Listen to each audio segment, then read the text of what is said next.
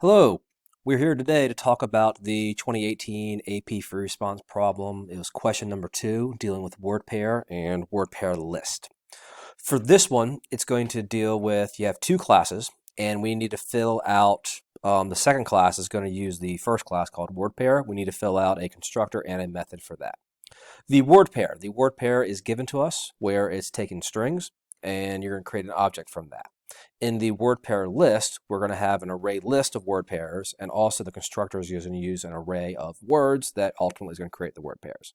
So for this free response problem, it's using your knowledge of writing classes, also your knowledge of strings, arrays, and array lists, and understanding when to use each part and which part is the important things here for this. You notice there are two parts to do. Part A is creating the constructor, and then part B is writing the method for num matches.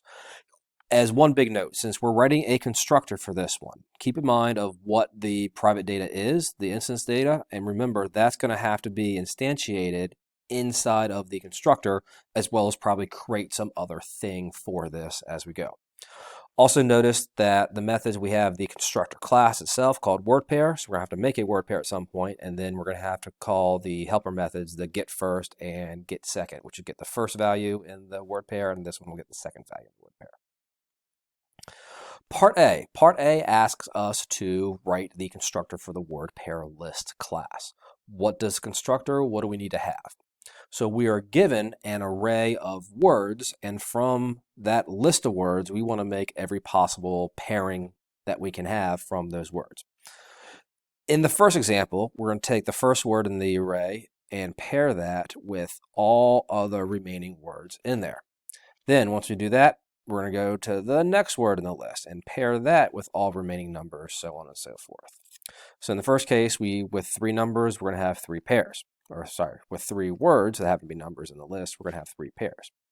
Now, for the next example, it gets a little more creative and a little more complex, I guess, is where we're going to take each word.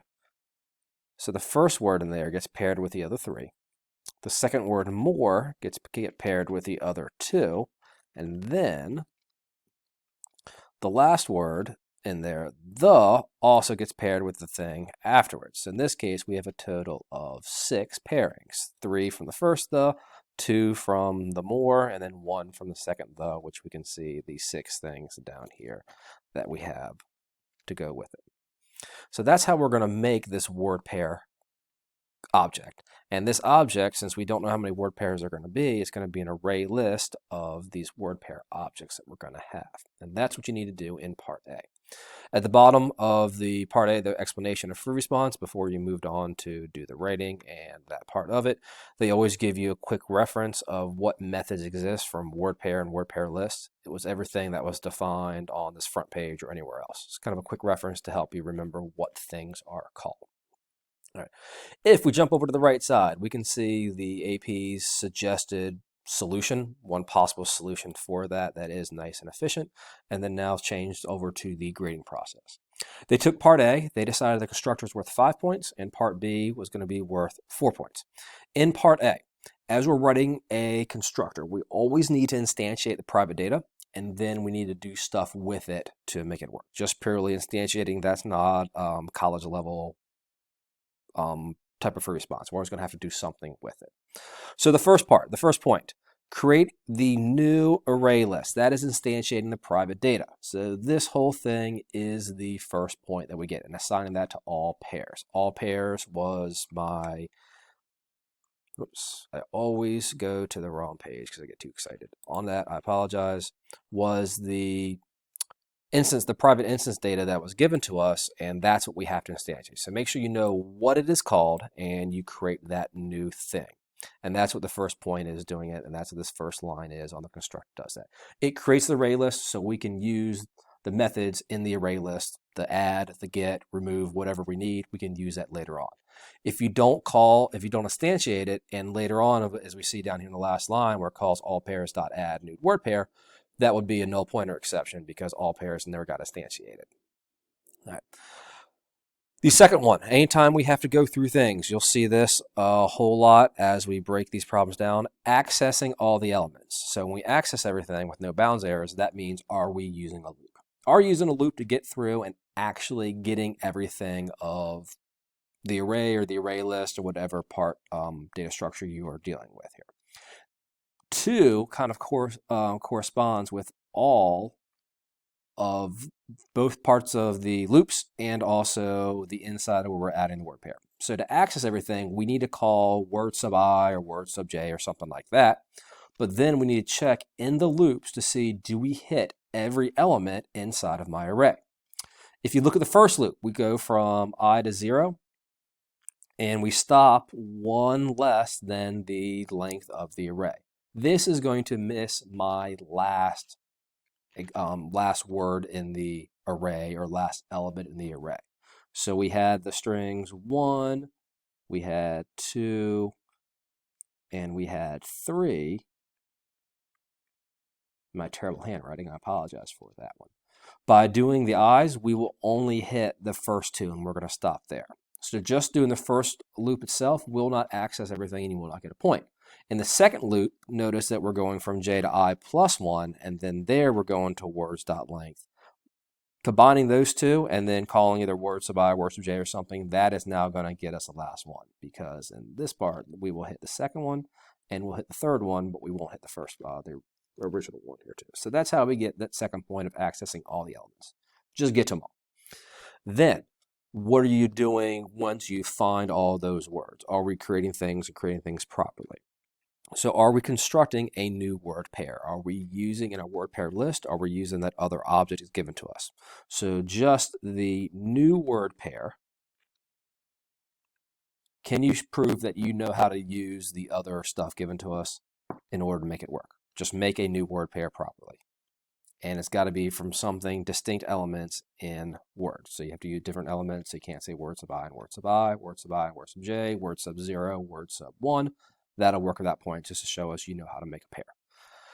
Then, did you do all the proper pairs? So that's where it's going into and making the pairs properly. And then also the last one is where that is actually 100% correct of doing that.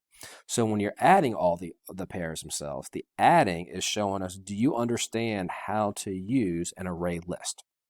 Are you calling the add method? Are you putting that into all pairs, which was instantiated earlier? That was part of the private data. Do you know how to use an array list? That's what we're testing for.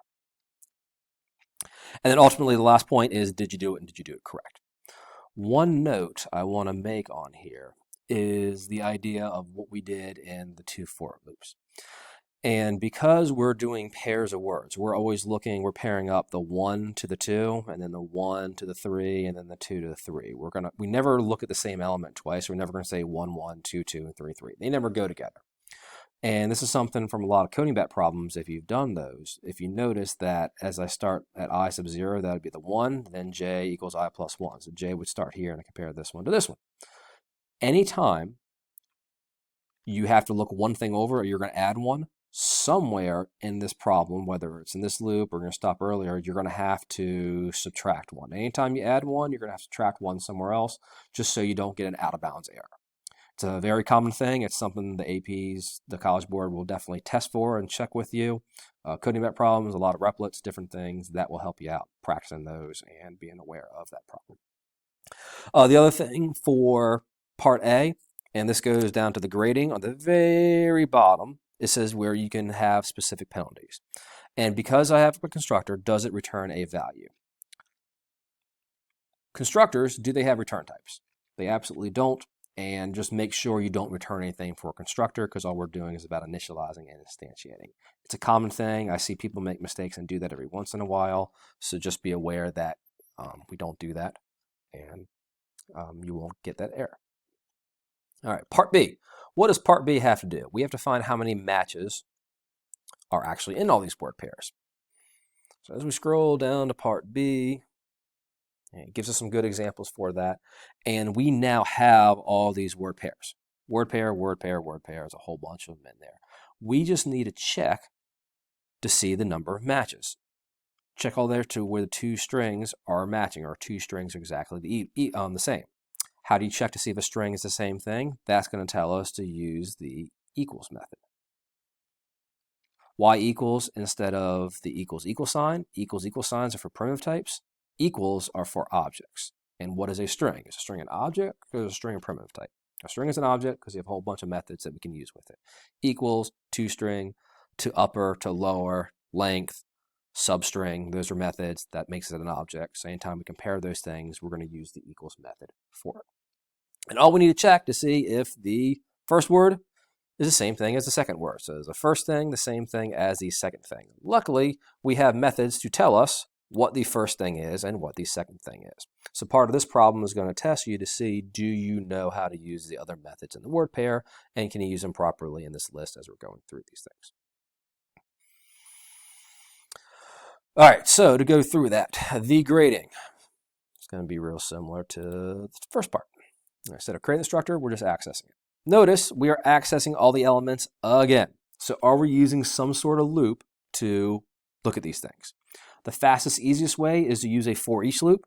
If you're not comfortable using a for each loop, you can write a traditional for loop. I will demonstrate how that works, but you can go either way. This is a whole lot less writing, a whole lot less code to do, which means a lot less errors. We like this one.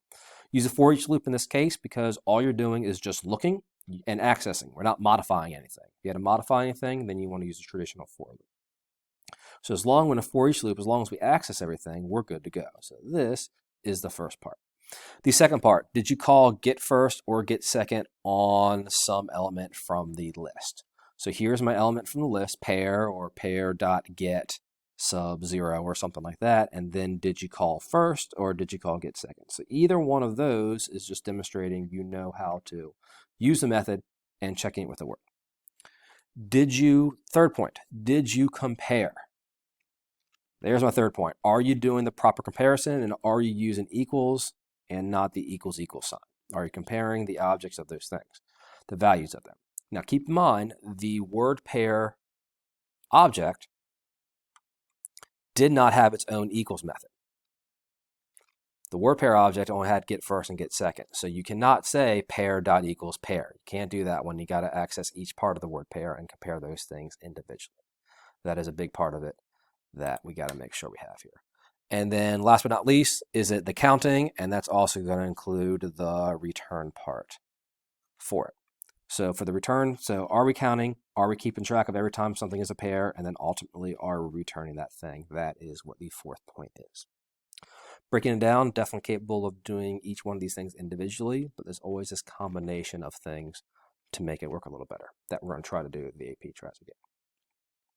If you wanted to use a traditional for loop and we're not comfortable using a for each loop, this is going to involve a little bit more writing, but I will demonstrate it right here. In the for loop, you would say for int, I'm going to use an x instead of an I because my eyes look like semicolons a whole lot when I'm writing, and x is less than all pairs, my array list, it's supposed to be a p, dot size, because it's an array list, x plus plus, curly braces, and this line is going to be kind of long. So if the first pair and the second pair, so instead of having a temporary value called pairs, I would say all pairs dot get sub x, so that's my array, that's instead of array, it's an array list, let's get the value, dot get first, so get the first value of the thing, and then see if that equals the exact same thing, but dot get second. So all pairs dot get x, got to slide over because I'm running out of space, dot get second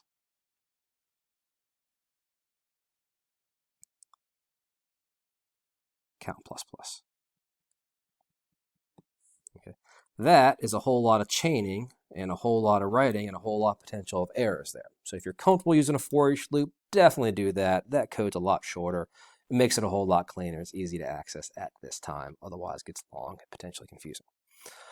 That's a big part of this word pair. So again, it's using strings, arrays, and array lists, and also writing classes and using a constructor properly. Those are all the different challenges in just this one free response problem. Check to see how you did. I hope you did well.